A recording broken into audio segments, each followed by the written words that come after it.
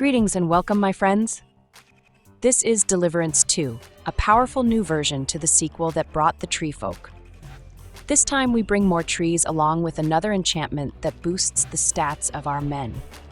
We're a bit light on removals as we plan to take on enemy men with our own forces.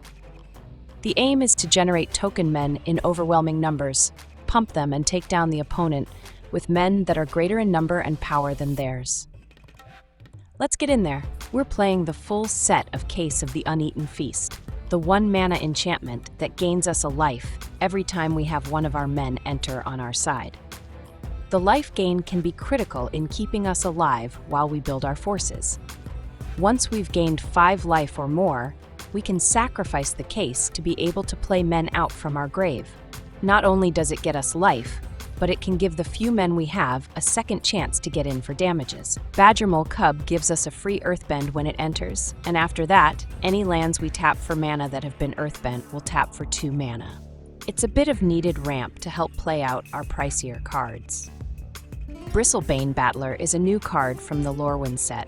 The Battler starts out small, but gets bigger with every one of our men that enter play. His set of abilities help us get through for damages and help keep the Battler alive. At full strength, the Battler becomes a 6/6 force. Caretaker's talent is a card draw engine that provides other benefits as well. We can copy a token for 1 mana, and getting it to level 3 will give our token men a boost. Our deck thrives on tokens, and this can get us extra cards to boost our offensive output. Hop to It is a token generator that gives us 3/1/1 men, and while that might be all, we do play Elspeth, and with her in play, this will give us twice as many tokens. And generating 3 tokens at once is a benefit to any battlers we have in play. The Tapeworm is one of the more popular cards in the current standard, along with the Cub, so we're pretty sure everyone knows what it does. In this deck, we have a couple of ways of boosting the Tapeworm stats to give out a bigger initial boost to our team. And while we make a lot of 1/1 token men, the Ouroboroid's pump can turn them into threats in just a few turns. Elspeth is an excellent planeswalker for token decks, and here her ability to generate men is fantastic, but her ability that gives us twice the number of tokens is an even better fit for the deck. Everything that generates a token will give us twice as many. It's an ability that lets us grow our team to overwhelming numbers. And on top of that, Elspeth has a 0 loyalty ability that gives a small stat boost to our men, but gives them the critical flying ability that could let our boosted team get in for damages. Her -3 ability lets us snipe an enemy that is 3 mana or more. This gives us a free removal for any big enemies that we want gone. Kinbinding is a new enchantment that will give us a 1/1 token at the start of our combat step.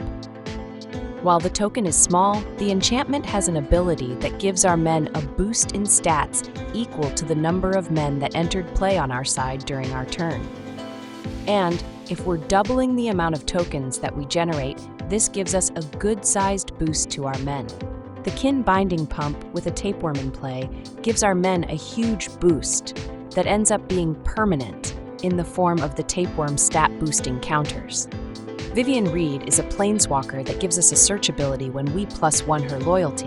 Getting additional lands could help out our nurseries, or we could also grab one of our men with the ability.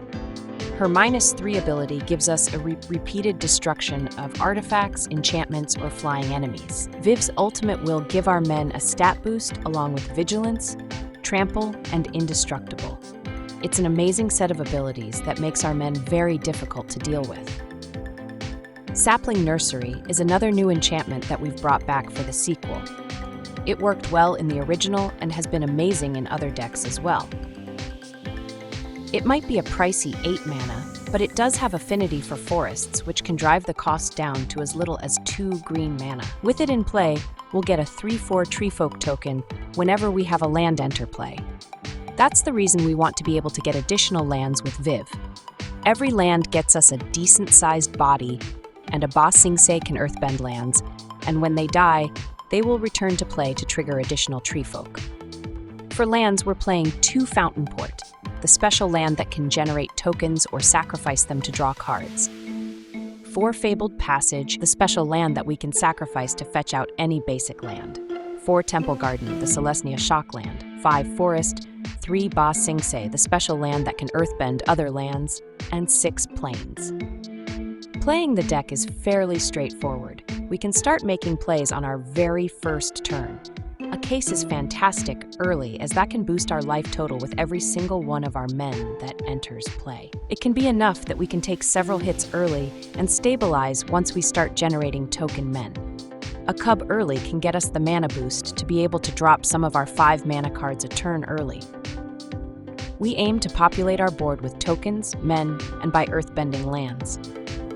The beauty of our token-generating enchantments is that they give us easy ways to get token men and continue swinging in even after the opponent fires off a sweeper.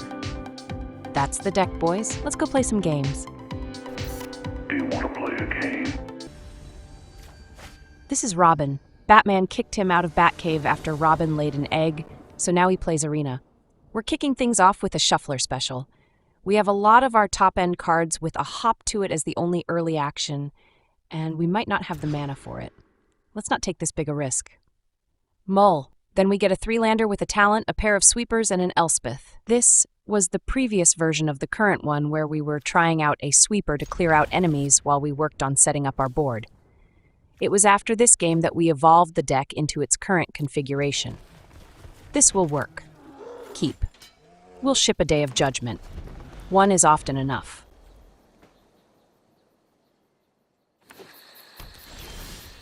We draw a 4th land, but we'll go with the Passage. We can use it to get a forest. The more of those we have in play, the less the nurseries will cost.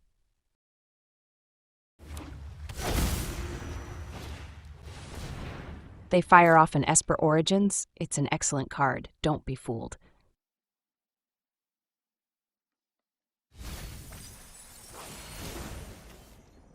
They tossed a Bahama Mama in the grave. That's a white leyline as well. You can kind of smell a Yuna.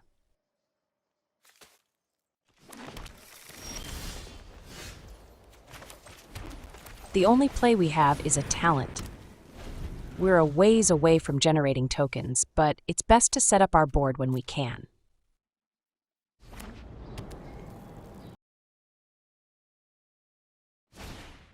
They play out a Banishing Light to take care of our Caretaker's talent. They are clearly thinking we're on the verge of making tokens soon, but that's not the case. We draw a forest, and we'll go with our 2nd talent. We'll be able to play out Elspeth on our next turn. They really don't like our talent. They're using all their removals, and they might not have anything for Elspeth. We draw a Ba Sing Se, which is great. Even if they can deal with our men, we can earthbend lands. I welcome all allies. They play out an Authority. It will be able to gain them life, but it doesn't work so well when we can pump the men we have in play. Plus, earthbending a land won't gain them life.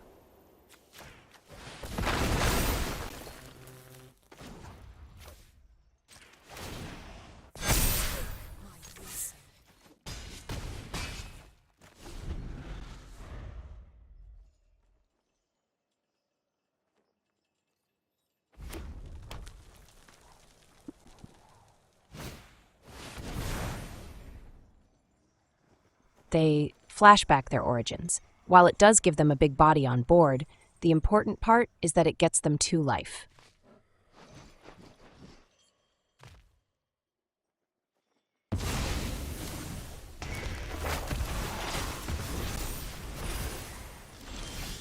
We get a hop to it, and we are doing just that. It might be 6 life for them, but it's 12 damages later.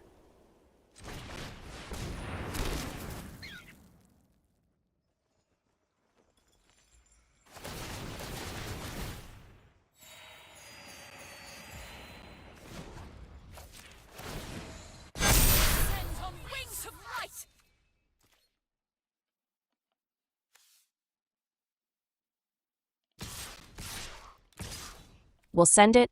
This is 10 damages, and we'll cut their life in half. They're going to need what we have in hand, a sweeper.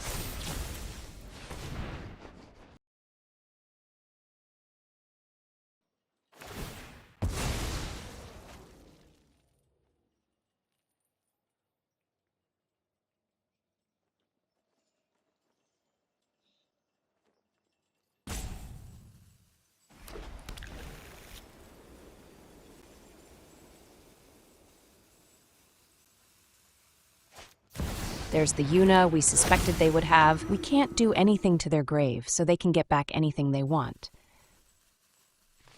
They send it. Looks like they want to take Elspeth down a few notches. No, wait. Maybe they'll hold back to block. No, they send it, but they hit us.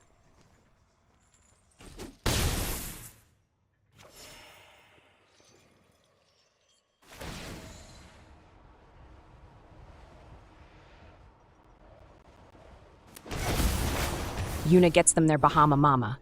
It'll take something out when it enters, but we've got way too many men. They snipe Elspeth, so they make their blocking situation even worse. They can block 7 of the damages, but what's left equals 15. For good measure, we're going to earthbend a land. Then we'll get in for damages.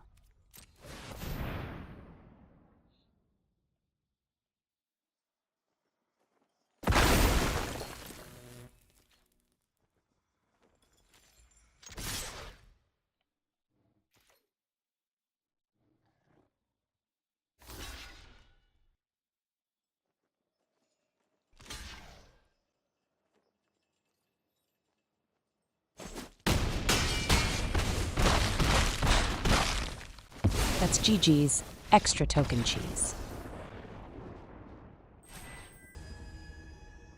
This is Hello You. He likes pizza, turtles, teenagers, and mutants. I've got some good news for you, bro.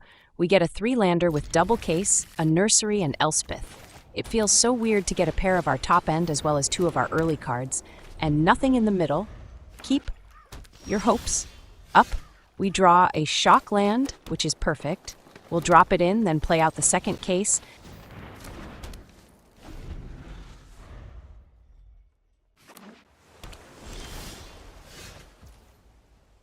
The opponent is loaded with removals. They don't have anything to play out during the early turns, which is good for us because we also don't have any plays.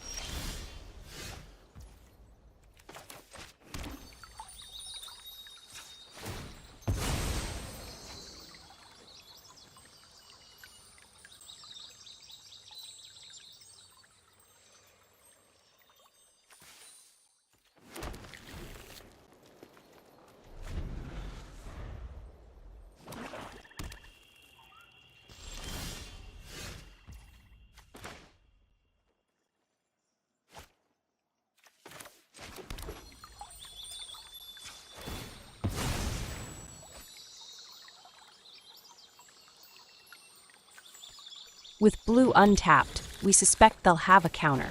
We'll go with a nursery and test the waters. If they don't counter it, we'll be able to generate men without having to play them out.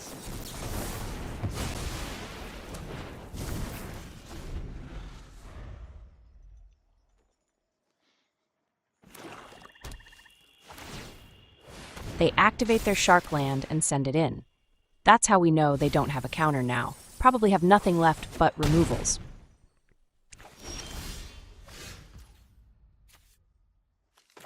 We'll go with the nursery. Once again, it'll be a source of uncounterable men. And a pair of life for us will help move that line over to the right.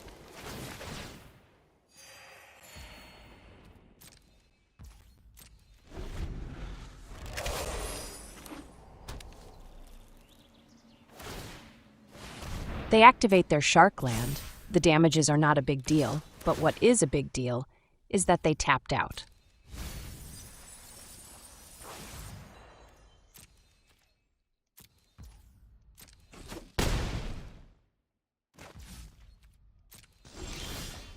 We draw a cub, and even though I was originally going to go with Elspeth this turn, we'll go with a different line.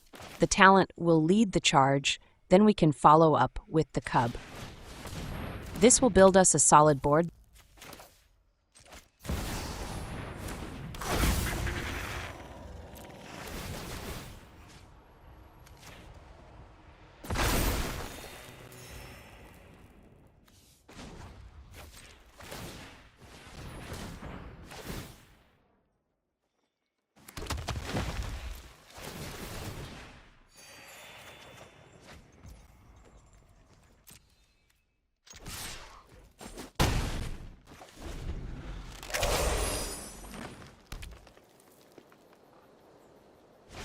They fire off a deadly cover-up to take out our team, or at least they hope it would, but our land will come back and we'll get a treefolk and an extra draw.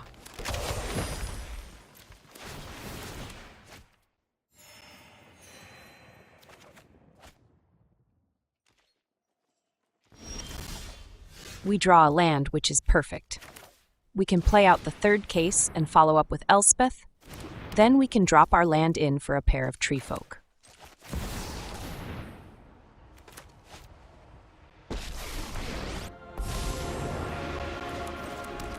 My blade descends!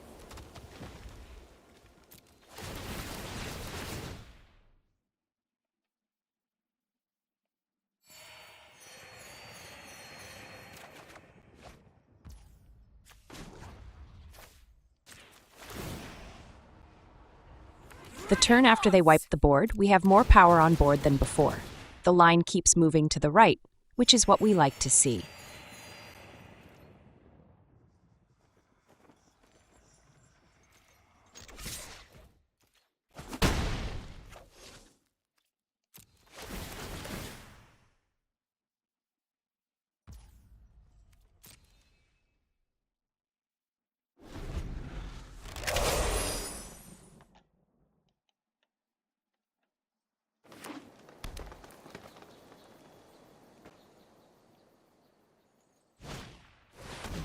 They fire off another deadly cover-up, but they didn't bring enough board wipes. They're going to need to do that every turn to stand a chance.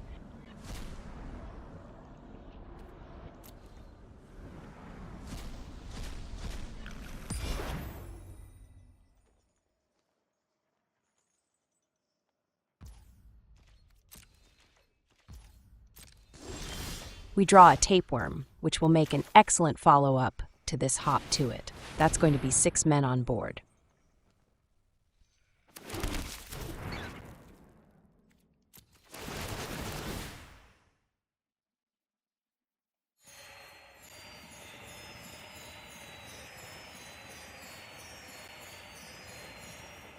With the extra draw, we get another talent. Let's take the first one up to level 3. If they have another sweeper, we won't risk anything more than tokens. More heroes for the cause.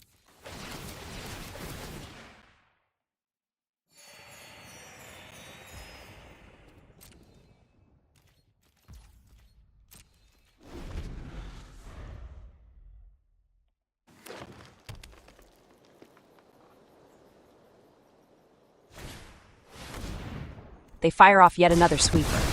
But those are about to run out. Only one more left, bro.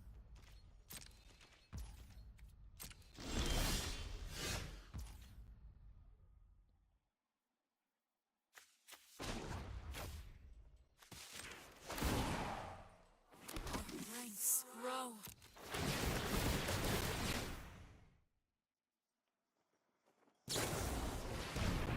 They're out of board wipes and have to resort to 1-for-1 removals. My heart breaks for you, bro. When should we start playing the world's tiniest violin? The extra draw gets us a land. That's a pair of treefolk, the bigger-sized version now that we have a leveled-up talent on board.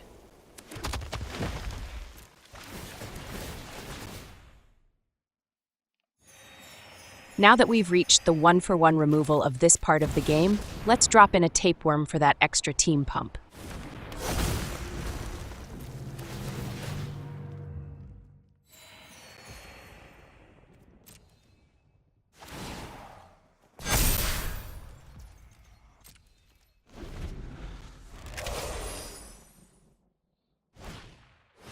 They fire off a desist, but that does nothing about the men we have on board. Is it supposed to tickle? What they need are blockers. Did they forget to bring some of those?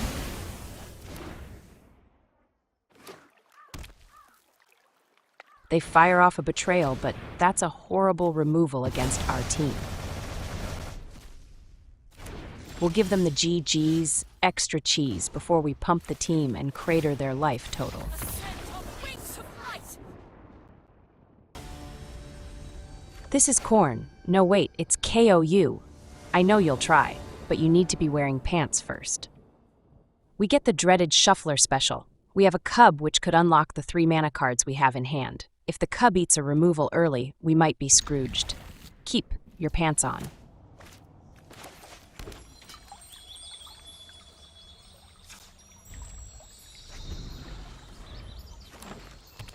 They play out a Golden Turkey. The Landfall deck has come back after hiding in the shadows. Why you been hiding, bro? Afraid people will see what you're playing. We draw another Cub. With 2 of them in play, we might have ourselves plenty of mana. We'll just need 1 more white for Elspeth.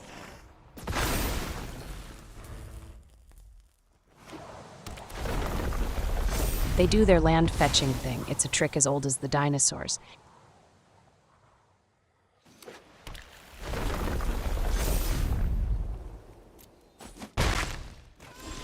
It's decision time. We can go for the talent and extra draws, or we can set ourselves up with double Cub. I think we should double Cub it. We do have the mana to play out a case first.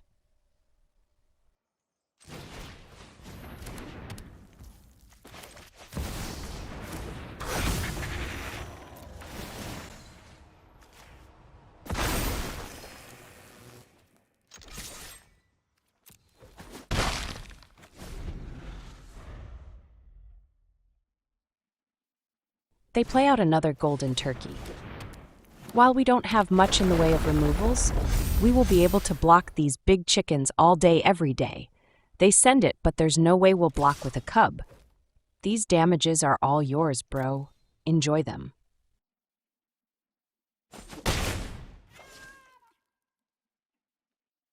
We draw a Tapeworm and we have more than enough mana to play it out. The question is, will it be worth it over firing off Hop to it? The pump will let us strike back, and there is nothing wrong with taking some life off the opponent.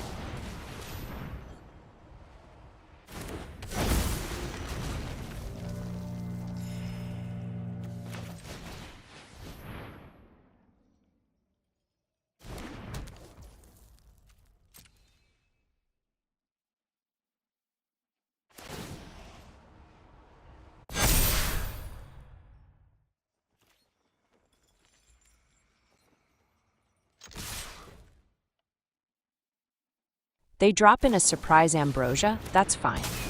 If they want to trade away one of their Golden Turkeys for a 2/2 that can't get as big, we're okay with that. The downside is this will reduce our mana to just 4. Did they just play out an island? They play out a Catsroy, the bird fetcher. The Golden Turkeys will multiply.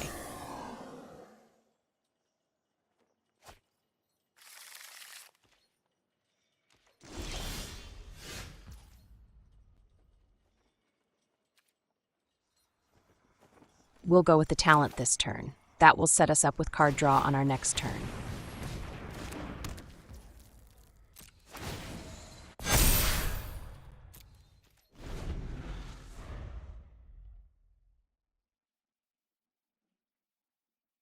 They play out their traveling Golden Turkey.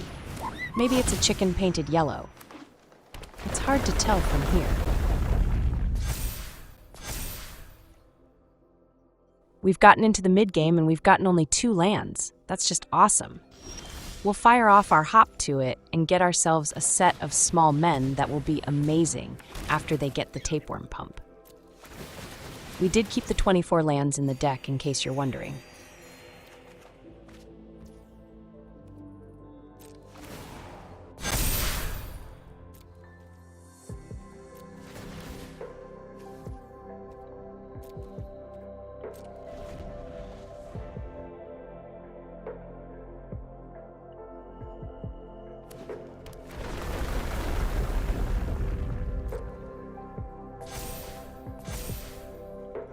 They keep playing lands, and they even have a ramp card to fetch out more lands. They are just rubbing it in at this point.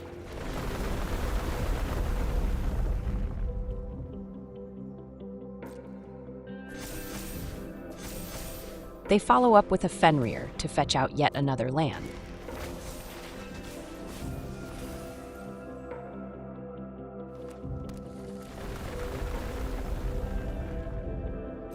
All that, and they can't break through our wall of 2 landmen.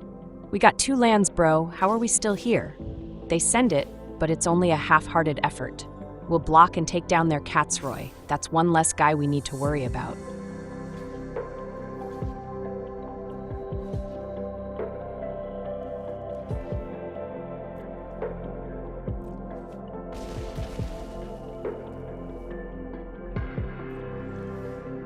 We'll use the talent to make a copy of one of our tokens. Maybe we'll finally draw a 3rd land. Maybe. They poop it and scoop it before we get our card. That's GG's, 2 land cheese. It's a flavor not often tasted. And that, my friends, is another satisfied customer.